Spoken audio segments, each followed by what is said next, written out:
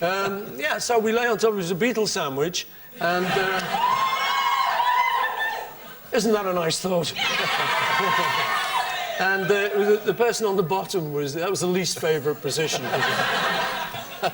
Got a bit heavy, so you had to keep swapping. You know, I'm on top now. If that was remarkable, the four of you hitting it off and creating this extraordinary scenario, what was even more remarkable, perhaps, was that within it there was Lennon and McCartney, who became, you know, these extraordinary songwriters. And when you think back about that, I mean, that was a... I mean, just how did that happen ever? The two of you got together from... And there were these two people around at that same time that got together and wrote these wonderful songs. I mean, I don't know about how we got together, really. It was just... I'd seen John around. I'd seen him on the bus. He was a bit of a Ted. We used to call him Teds, then Teddy Boys. He had, you know, a long draped jacket and he had sideboards. So he was a bit, ooh, this kind of guy you'd look at. He's cool on the bus, you know. And eventually got to meet him through Ivan, as I've said. And he liked songs, I liked songs. And the real reason was that any shows we did, if there were other bands on the bill, sometimes they'd do our whole act before we went on. You'd be sitting in the dressing room, you'd hear, "Long Tall Sally, what'd I say? My God," and they'd be doing all They're sorts. doing cover versions of So we all did the same stuff, sure, basically. sure. It was out of the charts, you know. Right. So we hit upon this idea that we'd either would look for obscure B-sides of records that they wouldn't know, or finally, the real great light bulb went off, we'll write our own. So I think actually that's really the only reason we started writing, just to foil these other sods. And where did the inspiration come from? I mean, how did the two of you used to write? I mean, what was it like? Was it a formal thing? Let's write a song now, John, or what? Yeah, it'd be like that. We'd go home to, normally to my house, because his Auntie Mimi wouldn't have us at hers. And my dad was at work, see, so we could sneak off school and go there. And we'd just go, and it was literally just, let's try and write a song. And we wrote a few quite bad ones at first.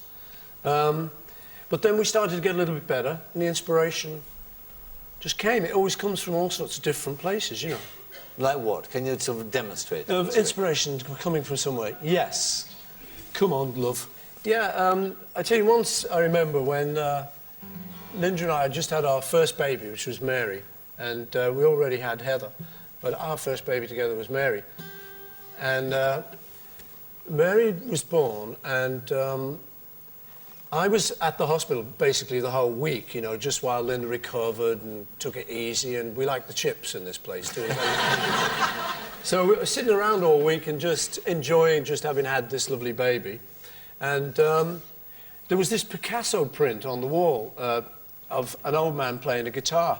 And I looked at it all week, and towards the end of the week I thought, what chord's he playing? You know, I'm a guitar player, what is he playing? I noticed he just had two fingers here. You get that chord there, guys? Just two fingers there.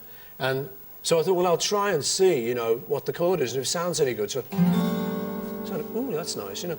So then I used that as the inspiration, right, and tried to write a song that only used two fingers. Right. So play a bit of that. Please.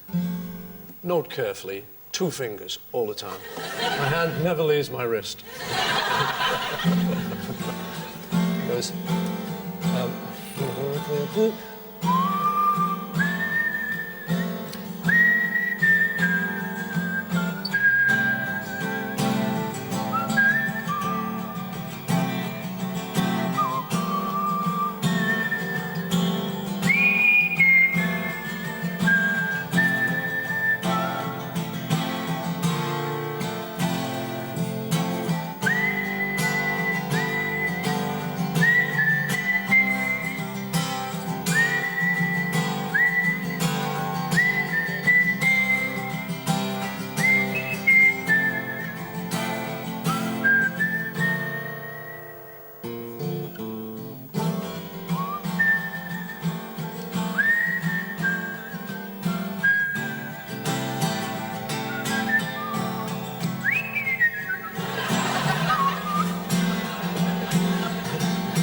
That's how it goes, anyway. Two fingers.